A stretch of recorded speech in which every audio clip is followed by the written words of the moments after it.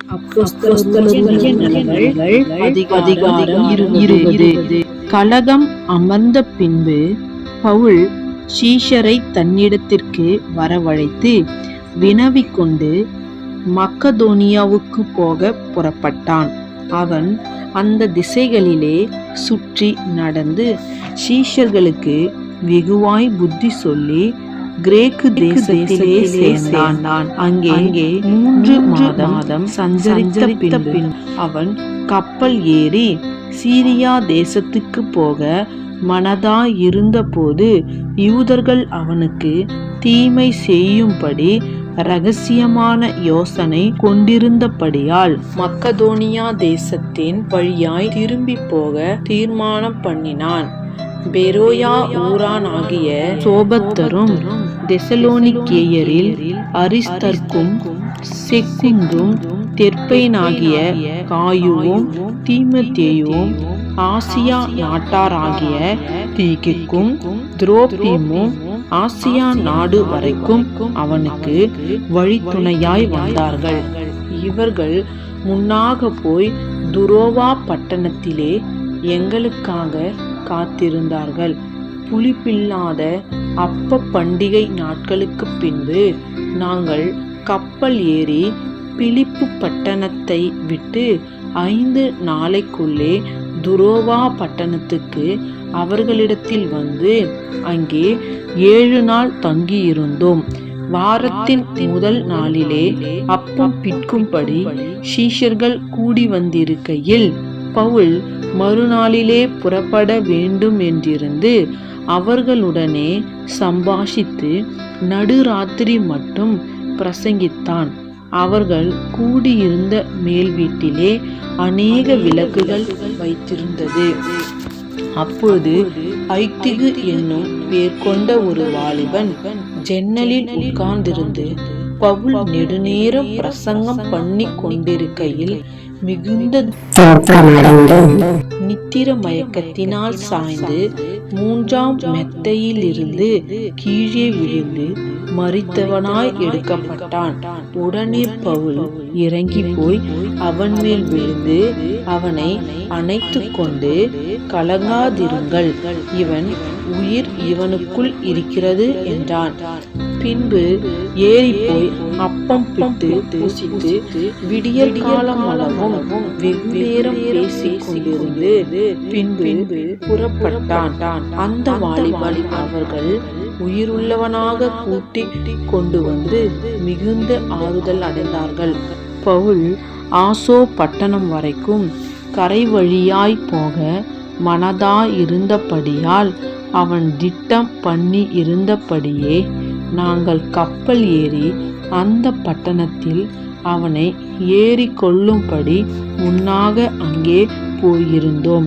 அவன் ஆசோ பட்டணத்திலே எங்களை கண்டபோது நாங்கள் அவனை ஏற்றிக்கொண்டு மித்திலேனே பட்டணத்துக்கு வந்தோம். அவ்விடம் விட்டு மறுநாளிலே கீயு தீவுக்கு எதிராக வந்து பவுல் கூடுமானால் பெந்தேகோஸ்தே பண்டிகை நாளிலே எருசலேமில் இருக்க வேண்டும் என்று தீவிரப்பட்டது நிமித்தம் தான் ஆசியாவிலே காலம் போக்காதபடிக்கு எபேசு பட்டணத்தை கடந்து போக வேண்டும் என்று தீர்மானித்ததினால் மறுநாளிலே சாமு தீவு பிடித்து துரோ கில்லியோன் மிலேத்து பட்டணத்துக்கு வந்தோம். மிலேத்துவில் இருந்து அவன் எபேசுக்கு ஆள் அனுப்பி சபையின் மூப்பரை வரவழைத்தான். அவர்கள் தன்னிடத்தில் வந்து சேர்ந்த பொழுது அவன் அவர்களை நோக்கி, நான் ஆசியா நாட்டில் வந்த முதல் நாள் தொடங்கி எல்லா காலங்களிலும் உங்களுடனே இன்ன விதமாய் இருந்தேன் என்பதை நீங்கள் அறிந்திருக்கிறீர்கள். வெகு மனத்தாழ்மையோடும் மிகுந்த கண்ணீரோடும் யூதருடைய தீமையான யோசனைகளால் எனக்கு நேரிட்ட சோதனைகளோடும் நான் கர்த்தரை சேவித்தேன். பிரயோஜனமானவைகளில் ஒன்றையும் நான் உங்களுக்கு மறைத்து வைக்காமல் வெளிரங்கமாக வீடுகள் தோறும் உங்களுக்கு பிரசங்கித்து உபதேசம் பண்ணி தேவனிடத்திற்கு மனம் திரும்புவதை குறித்தும் நம்முடைய கர்த்தராகிய இயேசு கிறிஸ்துவை விசுவாசிப்பதை குறித்தும் நான் யூதருக்கும் கிரேக்கருக்கும் சாட்சியாக அறிவித்தேன். இப்பொழுதும் நான் ஆவியிலே கட்டுண்டவனாய் எருசலேமுக்கு போகிறேன். அங்கே எனக்கு நேரிடும் காரியங்களை நான் அறியேன். கட்டுகளும் உபத்திரவங்களும் எனக்கு வைத்திருக்கிறதென்று பரிசுத்த ஆவியானவர் பட்டணந்தோறும் தெரிவிக்கிறதை மாத்திரம் அறிந்திருக்கிறேன். ஆகிலும் அவைகளில் ஒன்றை குறித்தும் கவலைப்படேன். என் பிராணனையும் நான் அருமையாக எண்ணேன். என் ஓட்டத்தை சந்தோஷத்தோடு முடிக்கவும் தேவனுடைய கிருபையின் சுவிசேஷத்தை பிரசங்கம் பண்ணும்படிக்கு நான் கர்த்தராகிய இயேசுவின் இடத்தில் பெற்ற ஊழியத்தை நிறைவேற்றவுமே விரும்புகிறேன். இதோ நான் உங்களுக்குள்ளே சஞ்சரித்து தேவனுடைய ராஜ்யத்தை குறித்து பிரசங்கம் பண்ணினதை கேட்டவர்களாகிய நீங்கள் எல்லாரும் இனி என் முகத்தை பார்க்க மாட்டீர்கள் என்று அறிந்திருக்கிறேன்.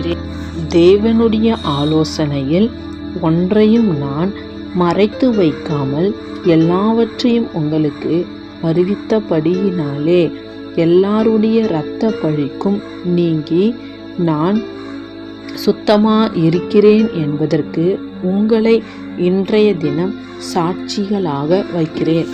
ஆகையால் உங்களை குறித்தும் தேவன் தம்முடைய சுய இரத்தத்தினாலே சம்பாதித்து கொண்ட தமது சபையை மேய்ப்பதற்கு பரிசுத்த ஆவி உங்களை கண்காணிகளாக வைத்த மந்தை முழுவதையும் குறித்தும் எச்சரிக்கையா இருங்கள்.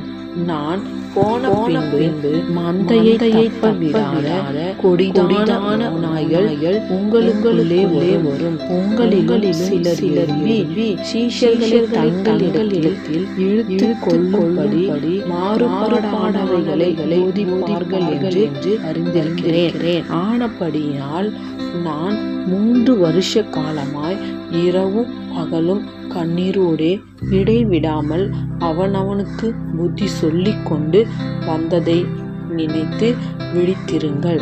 இப்பொழுதும் சகோதரரே, நீங்கள் பக்தி விருத்தி அடையவும் பரிசுத்தமாக்கப்பட்ட அனைவருக்குள்ளும் உங்களுக்கு சுதந்திரத்தை கொடுக்கவும் வல்லவராயிருக்கிற தேவனுக்கும் அவருடைய கிருபையுள்ள வசனத்துக்கும் உங்களை ஒப்பு கொடுக்கிறேன். ஒருவனுடைய வெள்ளியை ஆகிலும் பொன்னை ஆகிலும் வஸ்திரத்தை ஆகிலும் நான் இச்சிக்கவில்லை. நீங்கள் அறிந்திருக்கிறபடி எனக்கும் என்னுடனே கூட இருந்தவர்களுக்கும் வேண்டியவைகளுக்காக இந்த கைகளே செய்தது. இப்படி பிரயாசப்பட்டு பலவீனரை தாங்கவும் வாங்குகிறதை பார்க்கிலும் கொடுக்கிறதே பாக்கியம் என்று கர்த்தராகிய இயேசு சொன்ன வார்த்தைகளை நினைக்கவும் வேண்டும் என்று எல்லா விதத்திலேயும் உங்களுக்கு காண்பித்தேன் என்றார். இவைகளை சொன்ன பின்பு அவன் முழங்காற்படியிட்டு அவர்கள் எல்லாரோடும் கூட ஜெபம் பண்ணினான்.